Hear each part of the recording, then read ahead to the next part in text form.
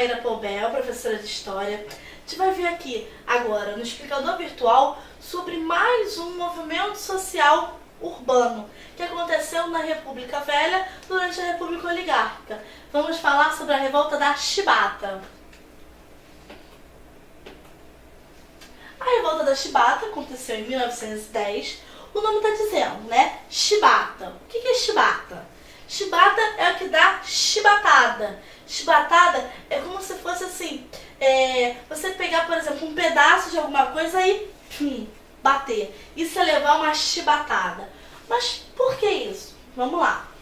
No início do século XX, os marinheiros de baixa patente levavam uma vida de barcos salários, ou seja, salários baixos, exaustiva jornada de trabalho e castigos corporais por desobediência ao regulamento da Marinha. Uma penalidade abolida desde a proclamação da República, mas que na prática continuava a vigorar. Quem está falando isso? Está falando o seguinte: antes os castigos corporais físicos eram permitidos, mas teria sido abolido. Mas na prática não foi abolido com os marinheiros, pela Marinha. Ficou conhecida como Revolta da Chibata porque os marinheiros queriam mudanças no Código da Disciplina da Marinha, que punia as faltas graves dos marinheiros com 25 chibatadas. Além dos castigos físicos, os marinheiros reclamavam da má alimentação e dos miseráveis salários que eles recebiam. Os marinheiros eram, na sua maioria, negros e mestiços, geralmente recrutados à força e pressionados pelas famílias a ingressar nas Forças Armadas. Então esse movimento está falando da Marinha, de como a Marinha ainda usava essa questão da chibatada, do castigo físico, mas está mostrando que isso também só continuou. Grande parte dos marinheiros eram negros, eram pobres. Então, assim, muita gente, acredita que essa relação continuou, fazendo referência ainda à época da escravidão, aonde os castigos físicos eram tolerados, eram aceitáveis, e como se isso tivesse se perpetuado na contexto da Marinha.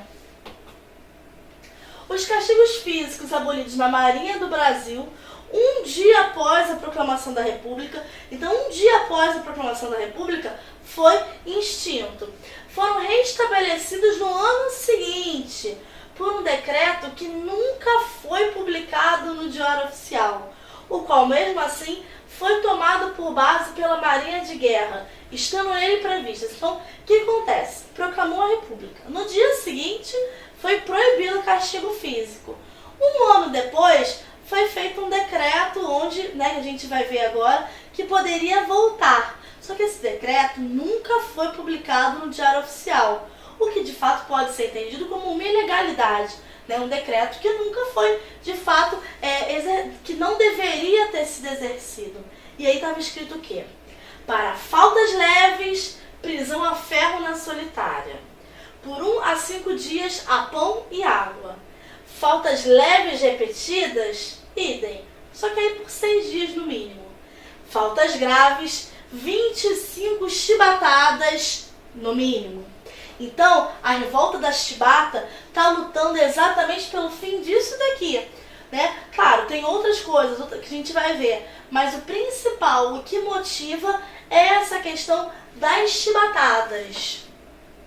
Em 1910, os marinheiros do encouraçado Minas Gerais e São Paulo revoltaram-se no Rio de Janeiro, chefiados pelo gaúcho João Cândido Felisberto, apelidado Almirante Negro.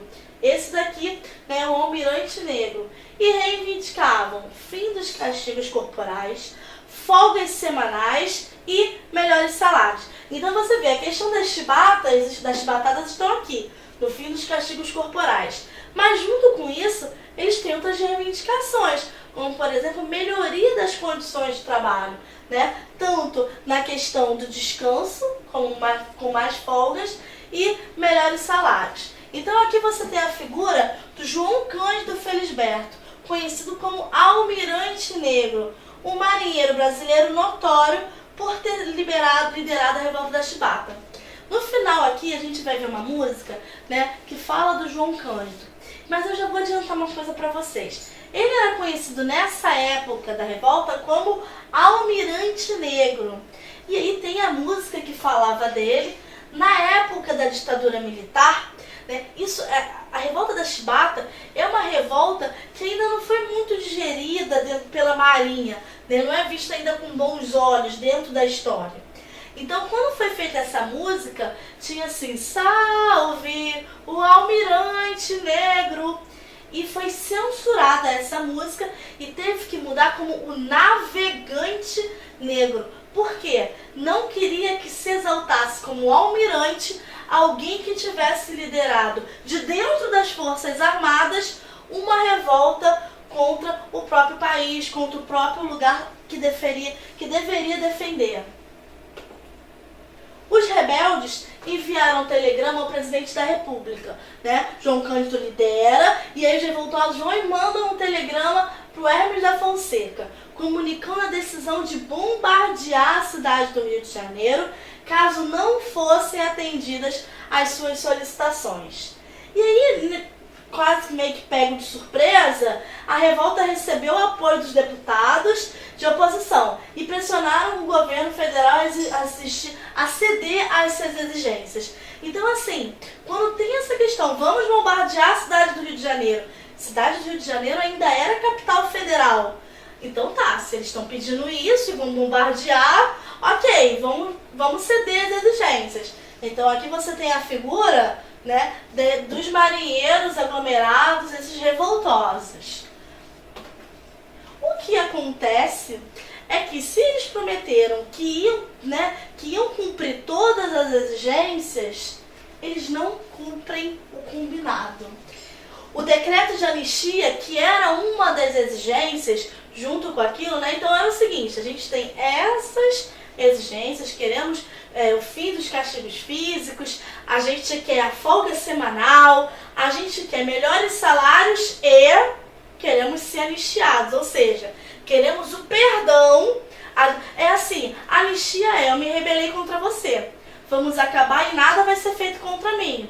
Então eles queriam que não tivesse nenhum tipo de retaliação por causa dessa revolta.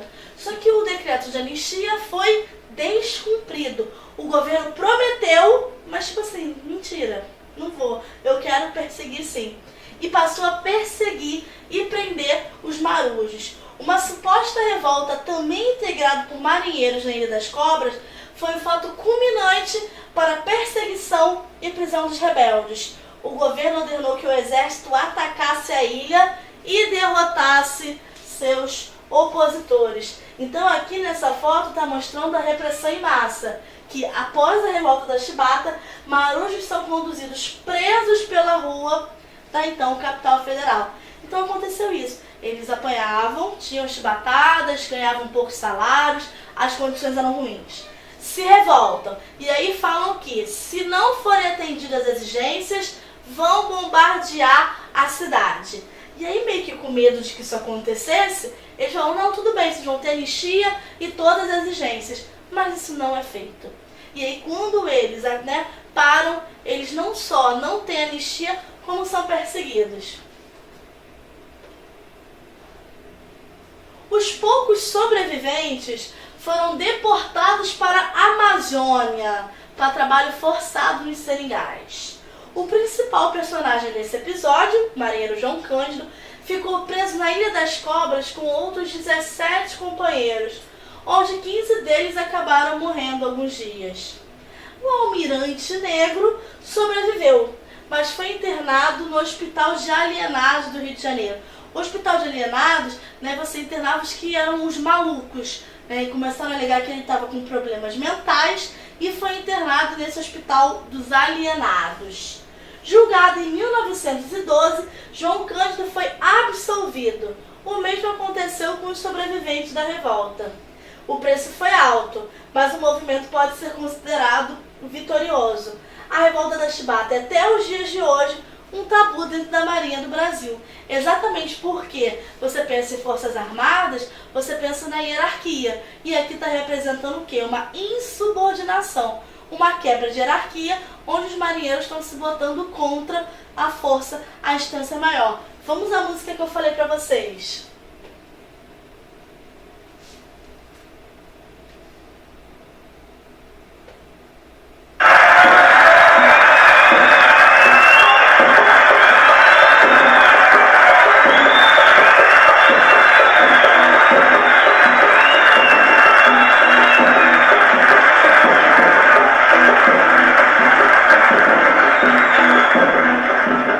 Há muito tempo nas águas da Guanabara, o dragão do mar reapareceu na figura de um bravo feiticeiro, a quem a história não esqueceu.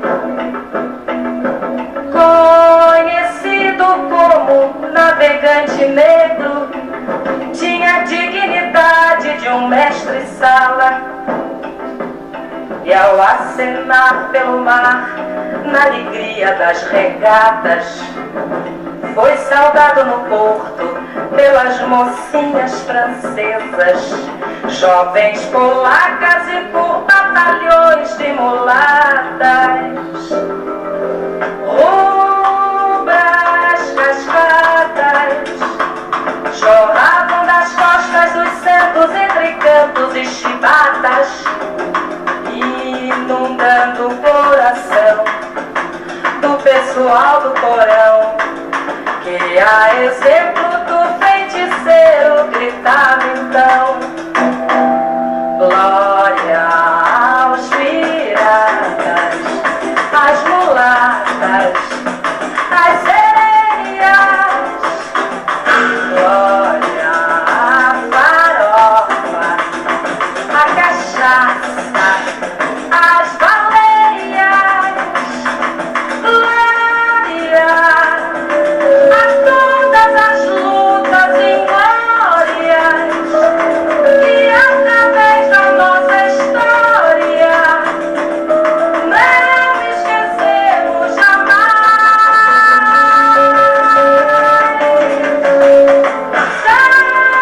Salve o navegante negro que tem como monumento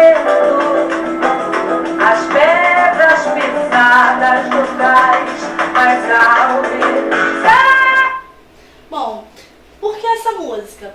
Vamos lá, tá falando, né, da revolta da chibata. Claro, tem aí algumas figuras de linguagem, não tá a letra inteira só falando disso. Mas a primeira coisa que eu quero que vocês prestem atenção foi o que eu falei. Ele era conhecido como o Almirante Negro, mas na música modificada na época da ditadura militar já virou o Navegante Negro. Aparece aqui, aparece ali. E aí vem outra parte que é importante. Glória a todas as lutas inglórias que através da nossa história não esquecemos jamais. Por que glória às lutas inglórias? Porque, é o que eu falei, foi visto por muito tempo como uma coisa ruim. Essa sublevação, essa questão de marinheiros se revoltando. Mas quando fala glória às lutas inglórias, é porque a gente está falando da luta de uma parte da população que era negra, que era pobre, que estava lutando por melhores condições. Por isso, glória, né? Então, está saudando uma luta vista como inglória. E essa parte aqui também, olha. Salve o navegante negro que tem por monumento as pedras pisadas do cais. Se você pensar em vários líderes de revolta na história brasileira, por exemplo, Tiradentes, né? Tiradentes tem até um feriado pro dia dele. Muitos outros têm pelo menos um monumento reverenciando a importância histórica. E o João Cândido, o que ele tem? Ela vem, as pedras pisadas do cais. É como se assim, a única coisa que vai reverenciar ao João Cândido são aquelas pedras que estavam ali no dia a dia. Por quê? Porque ele não entrou no rumo da história como alguém que estava lutando por melhorias, e sim como, né, o alienado, aquele que estava indo contra. Então, há muito tempo nas águas da Guanabara, Baía de Guanabara, porque foi no Rio de Janeiro, o dragão do mar reapareceu na figura de um bravo feiticeiro, aqui a história não esqueceu. Conhecido como navegante negro, tinha dignidade de um mestre-sala. Falando do sentido assim, a dignidade de um mestre-sala. O mestre-sala, junto com a porta-bandeira, ele é responsável por levar a bandeira da escola, né? Então, quando eu falo da dignidade do mestre-sala, está falando até da questão do cortejo, da questão de você conseguir liderar.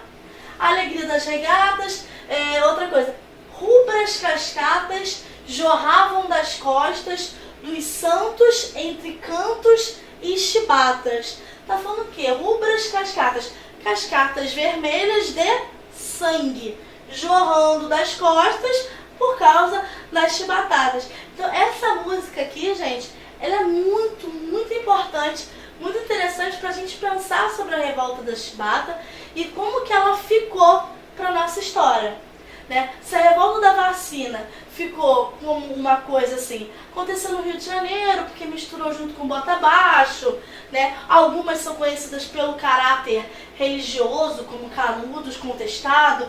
Outras, o Robin Hood do sertão, que ficou conhecido lá no Cangaço. Aqui a gente tem as pedras pisadas do cais, representando essa revolta, que já mostra uma insatisfação da população com a forma com que estava sendo direcionada essa República Brasileira. Vamos ficar por aqui.